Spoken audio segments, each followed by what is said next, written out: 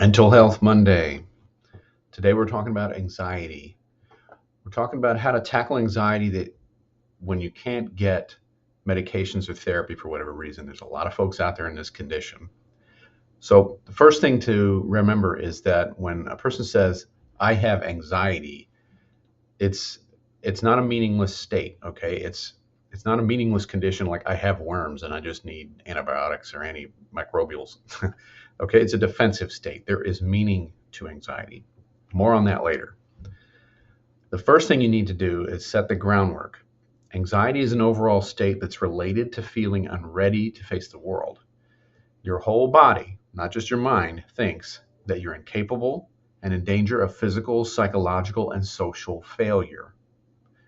That's really what's behind the anxiety. It's a call to action. It's your body telling you need to find solutions to help you be capable, stronger, confident, and worthy. These are the desired goals of the anxiety feeling. So in order to tackle this, you want to look at this from a biopsychosocial model. Okay, so first is the biological.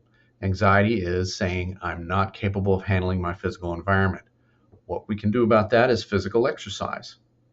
Help build and strengthen our physical body to help us feel more capable in physical situations. So regular physical exercise is key. Psychological is a little bit more challenging because this is basically based on a fear that we won't be able to handle life's challenges. I'm afraid that I'll fall apart. I need to feel anxious so that I'll be on guard for falling apart.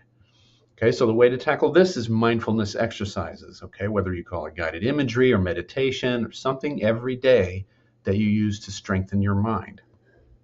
Think about it being like on a boat, okay? A boat maybe is on a stormy sea, might be on a calm sea. The question is, does the boat fall apart when the winds blow? Or is the boat made of steel, capable of withstanding rocks and storms? Mindfulness every day is like layering deep within reinforcing steel. Make sure you exercise this every day, even for just 15 minutes. Then you can build up those ego strength muscles with this exercise. And you'll be surprised to find that when stress hits, and it always will, when the winds and the tides churn, because you've been doing this and building up those ego strength muscles, you'll be able to handle this a whole lot better. Then there's the social layer. Okay, this is one a lot of times people forget about, but we are social animals. Anxiety will go bonkers if you feel like you are in danger of becoming a social failure. Okay, so what do you do about that? Well, then you want to pay attention to those social variables. I've talked about this in some of my other videos.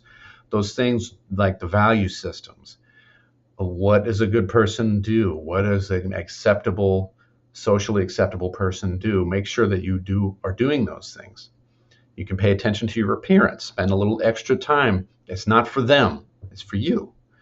This helps the unconscious mind feel more confident and capable. Okay, and the reason is because we judge other people by their appearances. It's a natural phenomenon. We can fuss about it all we want, but it's a fact. Now, we can try not to do that, but if we're going to do that, and I think it's a good idea, we should also do it first with ourselves. Now, one way to help that is to make sure you look as good as you want to look. And instead of fighting it all the time, it's an extra thing you can do for yourself and not for anybody else that will help alleviate those fears of social rejection that are behind the anxiety state. Another thing you can do is when you are experiencing intense anxiety, whether it's a panic attack, is a breathing exercise. This will help reset your body and help bring down the anxiety. What you want to do in these instances, find a place where you can settle down, even if it's just an inner space where nothing can touch you. Imagine you're back in your steel ship, okay? Breathe down into this by forceful slowing and reinforcing breaths, filling you with light and strength, letting the darkness and fear flow out of you.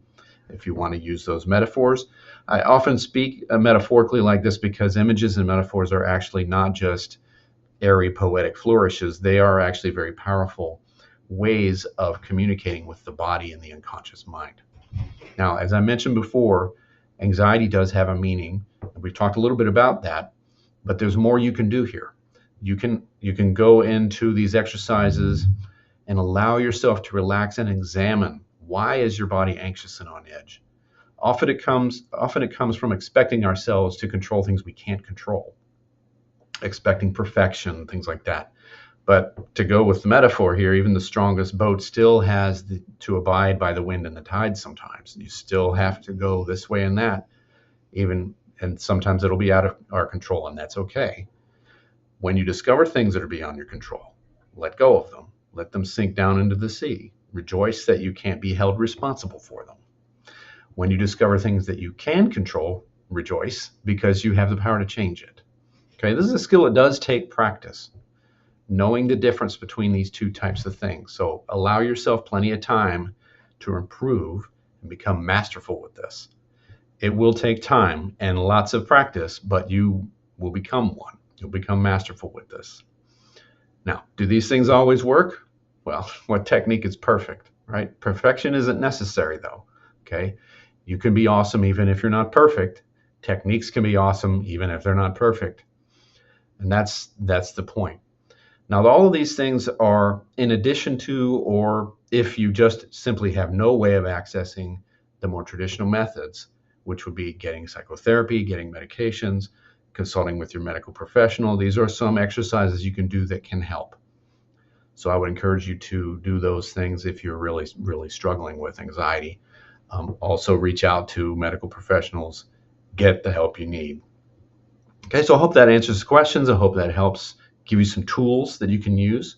That's what I have for you today on Mental Health Mondays. Make sure you click the like button, subscribe, go to my website, ericgoodwyn.com, sign up for the newsletter to find out more cool stuff that's going on in the future. That's what I got. So later on, gang, until next time.